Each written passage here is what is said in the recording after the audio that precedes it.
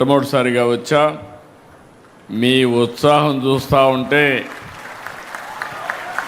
నా ఆనందానికి ఎలాంటి అద్దులే లేవని మరొక్కసారి మీ అందరికీ తెలియజేస్తున్నా.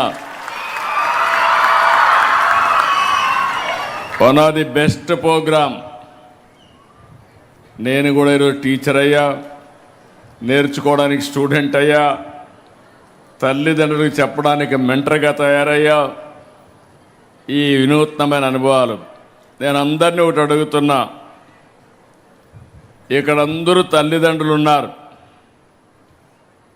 అందరి దగ్గర ఫోన్లు ఉన్నాయి, మెసేజ్లు కూడా పంపిస్తున్నాం.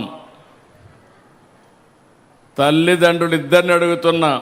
నేను తల్లుల్ని అడిగితే తండ్రులు తప్పించుకుంటున్నారు బాధ్యత తీసుకోకుండా. పిల్లలు పెంచే బాధ్యత తల్లిది, తండ్రిది. ఇంట్లో పని కానీ, వంటింట్లో పని కానీ, లేకపోతే పిల్లల పెంపకం కానీ ఇద్దరూ సమానంగా చూసుకోవాల్సిన అవసరం ఉంది. ఇక్కడుండే వాళ్ళల్లో తల్లులు ఒకసారి చేతుల పైకి ఎత్తండి. తల్లులందరూ ఓకే, చేతులు దించండి. ఇప్పుడు తండ్రులు చేతుల పైకి ఎత్తండి. తక్కువ ఉన్నారు మీరు, బాధ్యత తీసుకోవడం లేదు. ఇంకొకసారి నేను వచ్చినప్పుడు కానీ మీరు మీటింగ్కి రాకపోతే, మీ పిల్లల మీటింగ్కి రాకపోతే, ఆ రోజు చెప్తున్నా, తప్పకుండా మీకు ఫైన్ వేయాల్సి వస్తుంది, పనిష్మెంట్ ఇవ్వాల్సి వస్తుంది. గుర్తుపెట్టుకోమని తండ్రులందరికీ విజ్ఞప్తి చేస్తున్నా.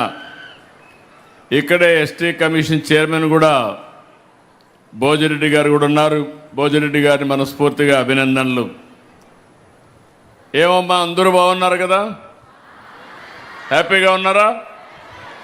అందరికి ఫోన్లు ఉన్నాయా? అందరూ చెక్ చేసుకున్నారా? ఎంతమంది పిల్లలుంటే అంతమందికి డబ్బులు పడ్డాయా లేదా అని అడుగుతున్నా. పడ్డాయంటే గట్టిగా చప్పట్లు కూడా రంపచోడవరం మొత్తం వినపడాలి.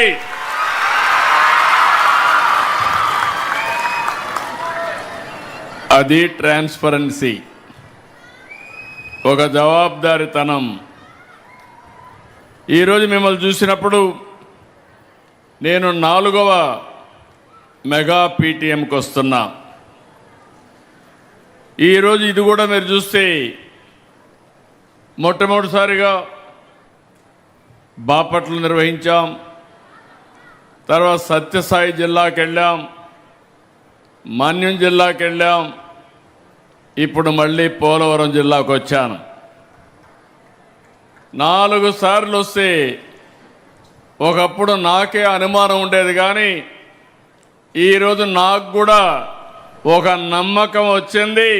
తప్పకుండా విద్యా వ్యవస్థలో మార్పులు ప్రారంభమైనాయి. తప్పకుండా దీనికి ముందుకు తీసుకుపోతాం. ఇప్పుడే మినిస్టర్ గారు అన్నారు, ఒక మాట చెప్పారు, తప్పకుండా మీకు మార్కులు తగ్గితే ఆయనకు కూడా మార్కులు తగ్గుతాయి. ఆయన మీకు మార్కులు వేస్తే ముఖ్యమంత్రిగా నేను ఆయనకు మార్కులు వేస్తా. ఎందుకంటున్నానంటే ఆయన ఏరి కోరి తీసుకున్నటువంటి పోర్ట్ఫోలియో ఇది. నేను దీన్ని తీసుకొని బాగు చేస్తానంటే నేను కూడా 2-3 సార్లు ఆలోచించాను. కానీ ఈరోజు అర్థమైంది, ఆ రోజు ఎందుకు అడిగారు, ఈరోజు ఏమి సాధించారని చూసినప్పుడు నేను చాలా సంతోషపడుతున్నా. ఇంతమంది తల్లి తండ్రులు పిల్లల్లో ఆనందాన్ని చూడగలిగామంటే చాలా గర్వపడుతుంది ఈ ప్రభుత్వం అని చెప్పి కూడా నేను మీ అందరికీ తెలియజేస్తున్నా. ఈ రోజుట్లో రోజు రోజుకి ప్రభుత్వ పాఠశాలలు బలహీనమైపోతున్నాయి, పిల్లల సంఖ్య తగ్గిపోతూ ఉంది.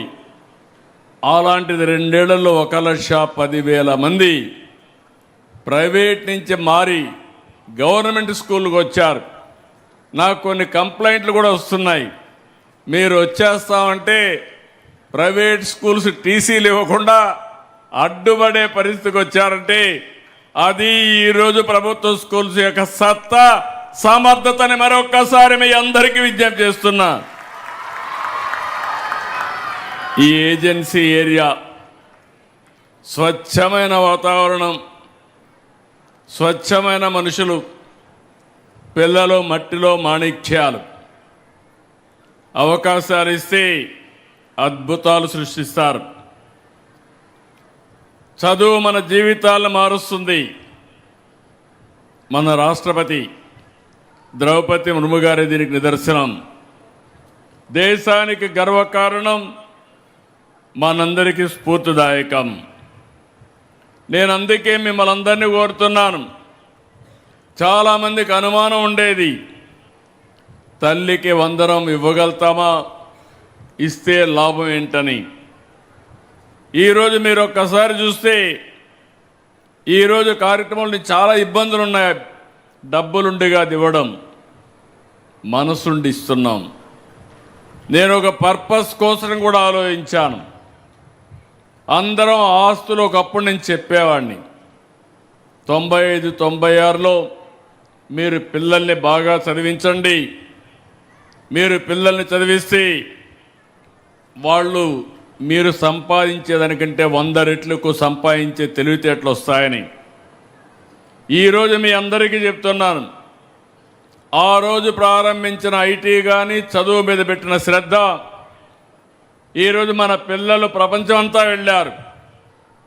ఏ దేశానికి పోయినా అందరికంటే ఎక్కువ తలసరి ఆదాయం సంపాదించే ఏకైక జాతి తెలుగు జాతి అని మరొక్కసారి మీకు తెలియజేస్తున్నా.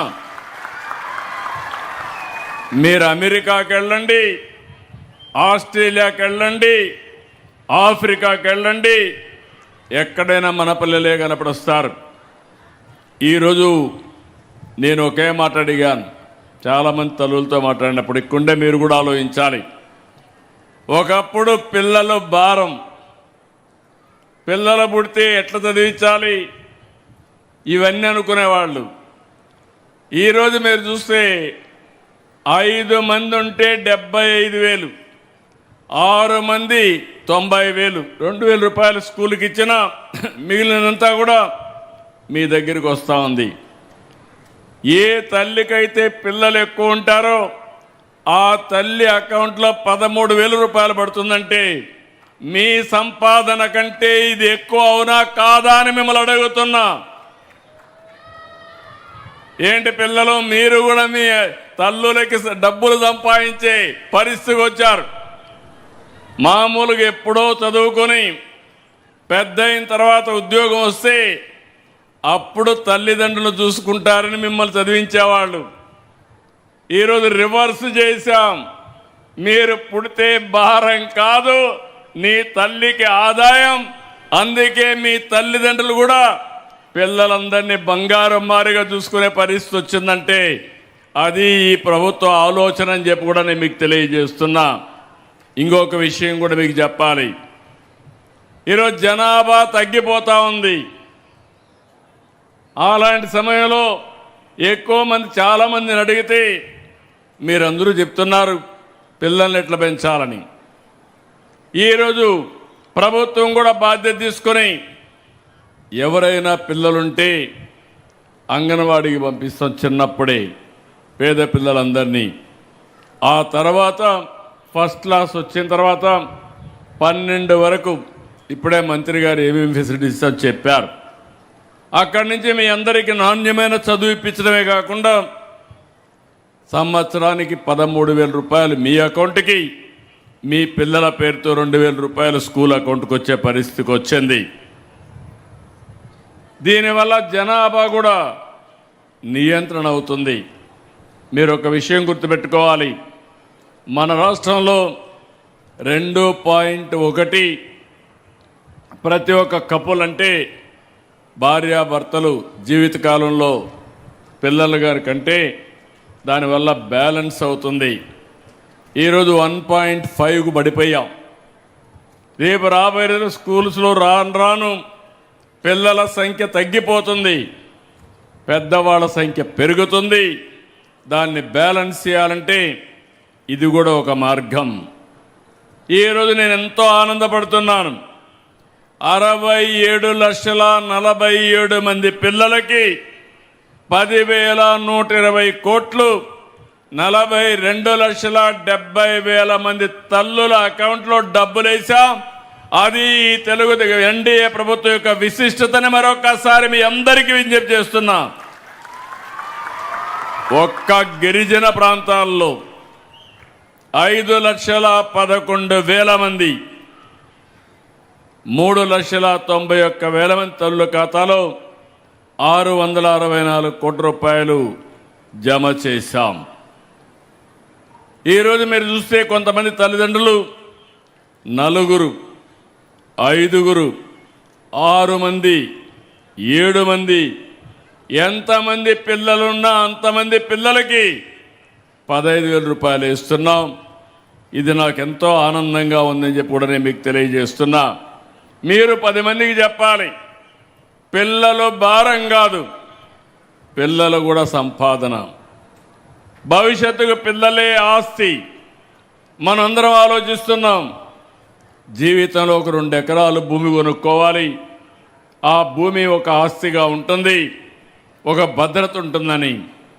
నేను ఒకటే మీ అందరికీ విజ్ఞప్తి చేస్తున్నాను, భూములు కొనొచ్చు కానీ ఆస్తి ఉంటుంది కానీ అన్నింటికంటే మించిన ఆస్తి పిల్లలు. ఆ పిల్లల్ని చదివిస్తే ఆ పిల్లలు ప్రయోజకులైతే మనం ఊహించిన ఫలితాలు వస్తాయని చెప్పి కూడా నేను మీకు తెలియజేస్తున్నా. నేను అందుకనే దీని మీద ఎక్కువగా శ్రద్ధ పెట్టాను. ఈరోజు మీరు చూస్తుంటారు, మేము సూపర్ 6 ఇచ్చాం. మీ అందరికి కూడా ఇబ్బందులు లేకుండా మొదల తారీఖు వస్తే పేదల సేవలో 4,000, 6,000, 10,000, 15,000 రూపాయలు ఇచ్చే ఏకైక ప్రభుత్వం, మానవత్వం ఉండే ఏకైక ప్రభుత్వం భారతదేశంలో ఎన్డీఏ ప్రభుత్వం అని చెప్పి కూడా నేను మీకు తెలియజేస్తున్నా. ఇంకొక పక్కన మా ఆడబిడ్డలకి ఎక్కడ పోయినా జల్సాగా పోయి రావడానికి ఎవ్వరు అడగకుండా ఉచిత ప్రయాణ సౌకర్యం ఏర్పాటు చేశాం. దీపం కింద 3 సిలిండర్లు ఉచితంగా ఇస్తున్నాం. రేపు ఎల్లుండ మీరందరూ ఇంటిపైన సోలార్ పెట్టుకోండి, అది కూడా ఉచితంగా ఇస్తాం. ఆ తర్వాత మీరు చూస్తే మీరు సోలార్ అయిన తర్వాత ఇంట్లో స్టవ్ కూడా పెట్టుకోండి. పైన కరెంటు సోలార్ ప్యానెల్ ఉంటాయి, కరెంట్ ఉత్పత్తి చేసుకుంటారు. శుభ్రంగా మీరు వంట చేసుకుంటే వంట ఖర్చు కూడా తగ్గి 3 సిలిండర్లకు ఇచ్చే డబ్బులు 3 సార్లు సంవత్సరానికి మీ అకౌంట్లో వేసే బాధ్యత నేను తీసుకుంటాను.